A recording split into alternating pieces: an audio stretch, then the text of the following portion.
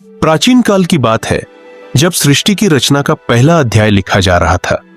उस समय ब्रह्मा जी, जो स्वयं सृष्टि के शिल्पी थे, ने अपने पुत्रों के माध्यम से इस धरती को जीवन और आकार दिया। इन पुत्रों में से एक थे राजा दक्ष, जिनकी ख्याति उनके वैभव और संतानों के कारण दूर दूर तक फैली थी। राजा दक्ष की 17 सुंदर कन्याएं थीं, जिनकी सुंदरता और बुद्धि की चर्चा देवलोक में भी होती थी।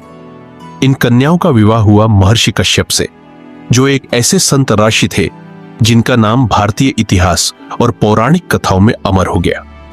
महर्षि कश्यप को सृष्टि के जनक के रूप में पूजा जाता है, क्योंकि उनकी संतानों ने हिंदू समाज की विविधता और शक्ति को जन्म दिया। आज हम इस रहस्यमयी और गौरवशाली वंश की यात्रा पर चलते हैं, जहां कश्यप समाज और निषाद राजवंश की कथा हमें अपने अतीत के गहरे रहस्यों से परिचित कराती है। तो चलिए शुरू करते हैं इस पौराणिक सफर को। कहते हैं कि जब ब्रह्मा जी ने सृष्टि की रचना शुरू की, तो भगवान नारायण ने उन्हें 4 मुखों के साथ प्रकट किया। ब्रह्मा जी ने अपने मन से पुत्रों को उत्पन्न किया, जिनमें राजा दक्ष प्रमुख थे।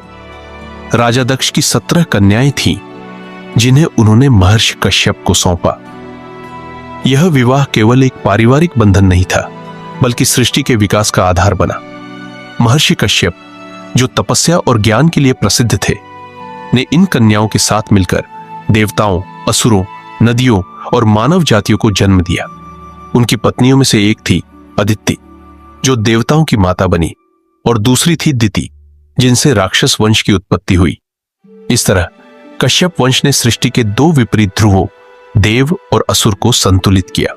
महर्षि कश्यप का योगदान केवल संतानों तक सीमित नहीं था, उन्होंने प्रकृति को भी आकार दिया। उनकी संतानों में हिरण्य कश्यप जैसे शक्तिशाली असुर हुए, जिनके पुत्र प्रहलाद थे। प्रहलाद की भक्ति ने भगवान विष्णु के नरसिंह अवतार को जन्म दिया, जो अन्याय के खिलाफ एक प्रतीक बने। प्रहलाद के वंशज थे राजा बाली, जो अपने वैभव के लिए जाने जाते हैं, और आज भी पाताल लोक में उनकी गाथाएं गाई जाती हैं। इस वंश की एक और शाखा ने राम वंश को जन्म दिया। राजा दशरथ, जिनके पुत्र भगवान राम थे, इस वंश से जुड़े। राम ने वनवास के दौरान निषाद राजगुह के साथ ऐसी मित्रता निभाई, जो इतिहास में अमर हो गई। यह मित्रता साबित करती है कि निषाद वंश में क्षत्रिय गुण और वीरता कूट कूट कर भरी थी।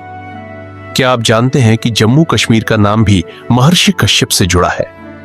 प्राचीन काल में जब आर्षि कश्यप ने हिमालय की गोद में इस क्षेत्र को बसाया, उन्होंने यहां की नदियों को स्वच्छ किया और तालाबों को आकार दिया। उनकी तपस्या और मेहनत से यह भूमि इतनी सुंदर हुई कि लोग इसे कश्यप की नगरी कहने लगे, जो बाद में कश्मीर के नाम से प्रसिद्ध हुआ। यहाँ के प्राकृतिक सौंदर्य, स्नोक्लिड पर्वत, डल झील और चिनार के पेड़ आज भी उनकी विरासत की गवाही देते हैं। इस वंश से जुड़ी एक रोचक कथा है कालू बाबा की।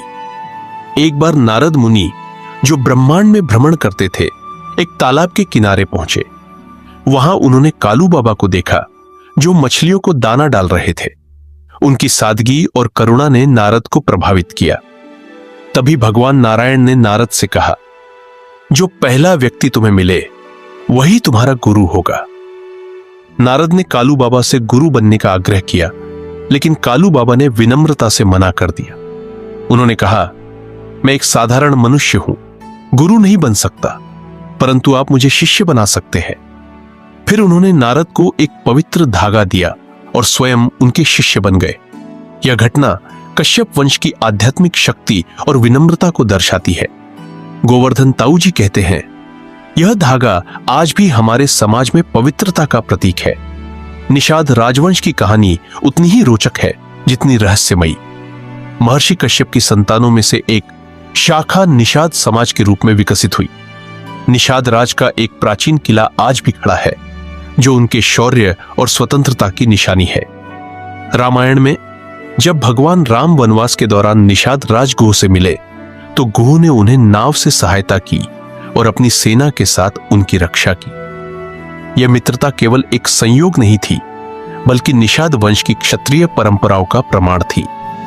हालांकि इतिहास में निषाद समाज की पहचान को लेकर विवाद रहा है। कुछ लोग उन्हें दलित वर्ग से जोड़ते हैं, जबकि कई विद्वान उन्हें क्षत्रिय वंश मानते हैं जो राजपूत समाज से भी जुड़ा है। ताऊ जी कहते हैं, हमारे पूर्वजों ने गंगा को धरती पर लाने में भी योगदान दिया। भागीरथ के प्रयास में कश्यप वंश का हाथ था जब उन्होंने भगीरथी को पवित्र किया। यह दावा गंगा की उत्पत्ति से जुड़ी कथाओं से मेल खाता है, जहां कश्यप वंश की भूमिका को महत्व दिया गया है। कश्यप समाज की परंपराएं आज भी जीवित है और इनमें गहरी सांस्कृतिक संपन्नता झलकती है। मुंबई में उनकी कुलदेवी की पूजा एक भव्य उत्सव के रूप में मनाई जाती है, जहां माला जप और भजन गाए जाते हैं। कई परिवारों में तालाबों में मछली पालन की परंपरा है, जो धीमर समुदाय के माध्यम से चली आ रही है। धीमर, जो मछली पालन और जल संरक्षण में निपुण है, कश्यप वंश का अभिन्न अंग माने जाते हैं। शादियों में उनकी भूमिका विशेष होती है। जब राजपूत या बनिए के घर में विवाह का आयोजन होता है, तो सबसे पहले कश्यप समाज के युवक तालाब से पानी भरते हैं। यह परंपरा उनकी सेवा और सम्मान का प्रतीक है। पहले तो लड़के तालाब से मटके भरकर लाते थे और सारी बस्ती तालियां बजाती थी। इसके अलावा डोली उठाने और झूमर नृत्य की परंपरा भी अनोखी है। शादी के दौरान डोली को कंधों पर उठाते समय लोग पारंपरिक गीत गाते हैं और झूमर नृत्य में महिलाएं रंग बिरंगी पोशाकों में नृत्य करती है, जो उत्सव को और जीवंत बनाता है। कुछ लोग दावा करते हैं कि भगवान राम कश्यप वंश के वंशज थे, क्योंकि निषाद राजगुह का रिश्ता राम से था। राजपूत समाज भी इस वंश से अपनी जड़ें जोड़ता है और वे इसे क्षत्रिय वंश के रूप में गर्व से याद करते हैं। हालांकि ठोस प्रमाण अभी सामने नहीं आए हैं। कश्यप वंश की 17 शाखाएं हैं, जिनमें धीमर, केवट और अन्य बिरादरियां शामिल हैं।